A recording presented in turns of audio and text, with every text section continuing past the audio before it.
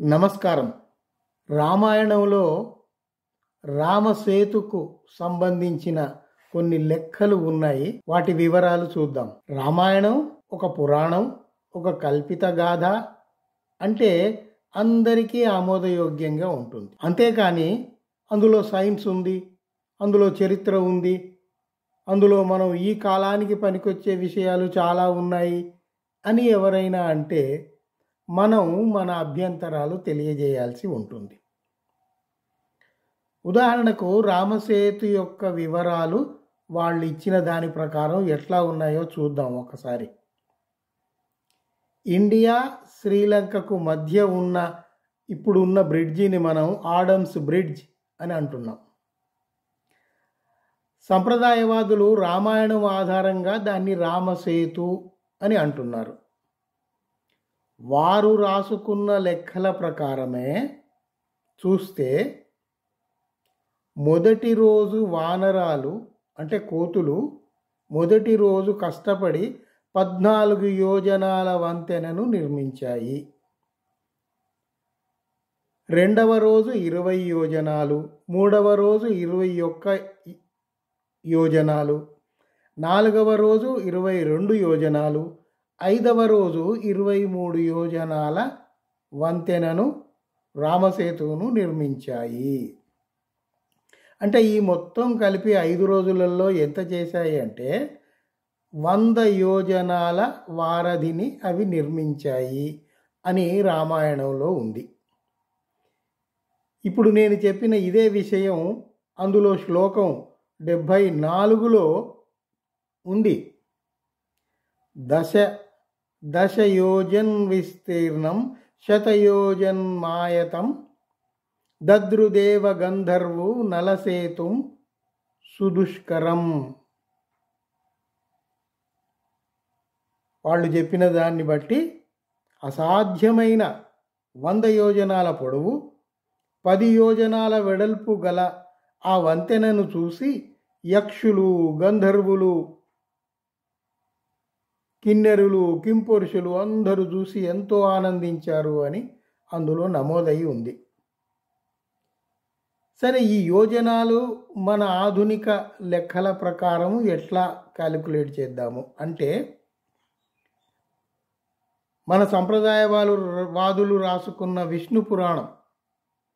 విష్ణు పురాణం ప్రకారం లెక్క తేలింది ఏమిటంటే 1 యోజనకు 14.6 కిలోమీటర్లు వస్తుంది. 1 యోజనకు 14.6 కిలోమీటర్లు వస్తుంది. ఆ లెక్కన 100 యోజనాలకు ఎంత వస్తుంది? 1463 కిలోమీటర్లు వస్తుంది. ఇప్పుడు మనకు ఆడమ్స్ బ్రిడ్జి పొడవు తెలుసు కదా, అది ఉన్నది కేవలం 50 కిలోమీటర్లు. మరి రామాయణంలో ఉన్నది 1463 కిలోమీటర్లు. వాతావరణ మార్పుల వల్ల, భౌగోళిక మార్పుల వల్ల కొన్ని తేడాలు ఉంటాయి. ఎందుకంటే ఇది వేల ఏళ్ల కిందటి సంగతి కాబట్టి కొంత తేడా ఉంటుంది. 50 ఒక 20-30 అటు ఇటుగా పెరిగినా తరగొచ్చు. కానీ 50ని 1463 కిలోమీటర్లుగా రాసుకోవటం అన్యాయం కదా. అంటే ఇక్కడ మనకు అర్థమయ్యేది ఏమిటంటే రామాయణం రాసిన వాడికి లెక్కలు రావు, పొడవు వెడల్పుల సంగతి ఏమాత్రం తెలియదు. వాళ్లకు తోచిందేదో వాళ్ళు రాసుకున్నారు తప్ప అందులో ప్రామాణికత అంటూ ఏదీ లేదు. ఇప్పుడు ఎవరినన్నా మీరు కదిలిచ్చారనుకోండి, ఇది ఇట్లా ఎందుకుంది అంటే అది అప్పుడు అంతే ఉండింది. 1463 కిలోమీటర్ల బ్రిడ్జి ఉండింది. అది కాలక్రమంలో తగ్గి ఇప్పుడు 50కి కుంచుకుపోయింది అని వివరణ ఇస్తారు. సరే, ఇక వాళ్ళ వివరణ మనం పరిగణలోకి తీసుకోవాల్సిన అవసరం లేదు. కొంచెం అటు ఇటుగా ఉంటే సరే మనం దాన్ని అర్థం చేసుకోవచ్చు. కానీ ఇంకొకటి, జీవ పరిణామ దశలన్నీ మనం అధ్యయనం చేసి విషయాలు తెలుసుకున్నాం కాబట్టి ఆ జీవ పరిణామ దశలో రాముడనే మానవుడికి ఇన్ని వేల కోతులు వచ్చి సహాయపడ్డట్టు యుద్ధం చేసినట్టు మనకు ఎక్కడా సైన్సు చెప్పదు. అంటే కల్పిత గాథల్లో ఏవైనా రాసుకోవచ్చు. నేను చెప్పేది అదే, రామాయణం ఒక కల్పిత గాథ, పురాణం వరకు ఉంచండి, మనకి ఏ అభ్యంతరం లేదు, సంతోషంగా అందరం అంగీకరించవచ్చు. అంతేగాని అందులో సైన్స్ ఉంది, అందులో రాజకీయం ఉంది, అందులో లెక్కలు ఉన్నాయి, చరిత్ర ఉంది అని ఇవన్నీ మాట్లాడితే కొంచెం ఇబ్బందిగా అభ్యంతరకరంగా ఉంటుంది. ఇంకొకటి చూడండి, అక్కడ పాల్గొన్న కోతుల సంఖ్య, రామసేతు నిర్మాణంలో పాల్గొన్న కోతుల సంఖ్య 1000 కోట్లు. అంటే రాముడి సైన్యంలో ఇటువైపు కోతుల సంఖ్య 1000 కోట్లు. అలాగే అటు రావణుడి వైపు కూడా 1000 కోట్లు ఇంకెక్కువే ఉండి ఉంటాయి. అటు ఇటు కలుపుకున్న 2000 కోట్లు.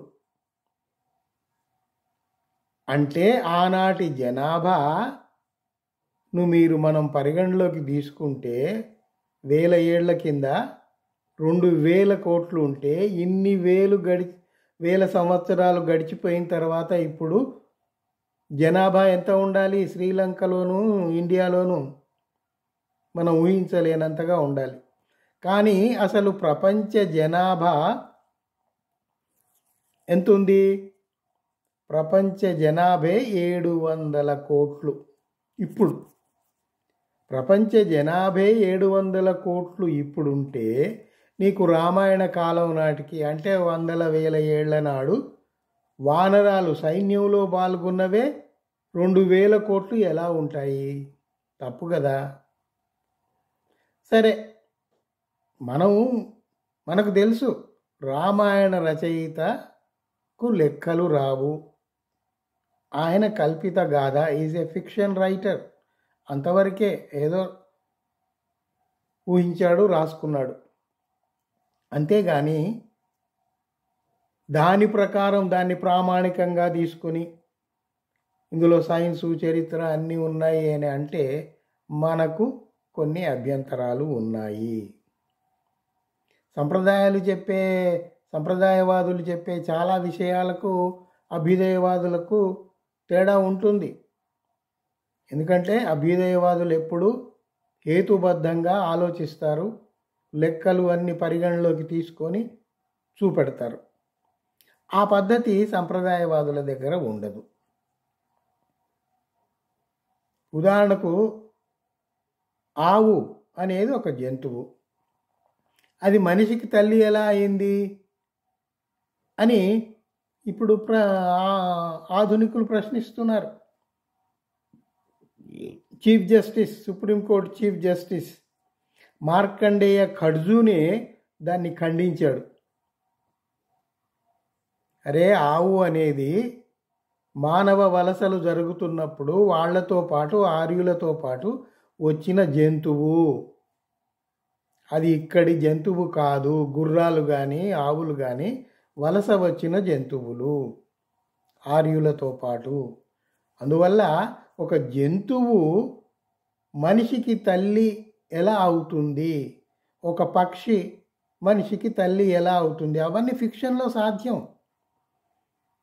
ఇవి ఫిక్షను, నేను పురాణం రాస్తున్నాను అంటే అందరం ఒప్పుకోవచ్చు, నేను ఊహించాను. ఇప్పుడు కామిక్స్ చాలా వస్తుంటాయి, పిల్లల కథల్లో కూడా చాలా వస్తుంటాయి, మనం చూస్తున్నాం కదా. అట్లా కల్పించుకొని మనం కథలు రాసుకోవచ్చు, ఆనందించవచ్చు, అంతవరకే. కానీ అవి వాస్తవాలు, నిజాలు, వాటిని మనం గౌరవించాలి, వాటిని మనం పరిగణలోకి తీసుకోవాలి, అవి మనకు స్టాండర్డ్ రైటింగ్స్ అని ఎవరైనా అంటే అది కుదరదు, అది కుదిరే పనే లేదు. ఇంకొక విషయం మీకు చెప్పి ముగిస్తా. రామసేతు మూలాలకు సంబంధించి ఖచ్చితమైన ఆధారాలు ఇవ్వాలి అని పార్లమెంటులో ఒకరు ప్రశ్న వేస్తే భారత ఉపగ్రహాలు ఏవైతే ఉన్నాయో అవి తీసిన ఛాయాచిత్రాలని బట్టి రామాయణంలో ఉన్న ఆధారాలకు ఇప్పుడు వచ్చిన ఛాయాచిత్రాలకు పోలికలేమీ లేవు. రామాయణంలో రాసిన రామసేతు యొక్క ఫోటోలు మన ఉపగ్రహాలు ఛాయాచిత్రాలు పంపలేదు అని రాజ్యసభలో అడిగిన ప్రశ్నకు ఇటీవలే ఈ బీజేపీ గవర్నమెంట్లోనే ఒక మంత్రివర్యులు చేతులెత్తి ఒప్పుకోవాల్సి వచ్చింది. అందువల్ల నేను చెప్పేది అదే, fiction is fiction, not reality. మీరు అబద్ధాలని తెచ్చి కల్పితాలను తెచ్చి ఇవి నిజాలు వాస్తవాలు అని అంటేనే అక్కడ ఆలోచించవలసిన విషయం ఉంటుంది.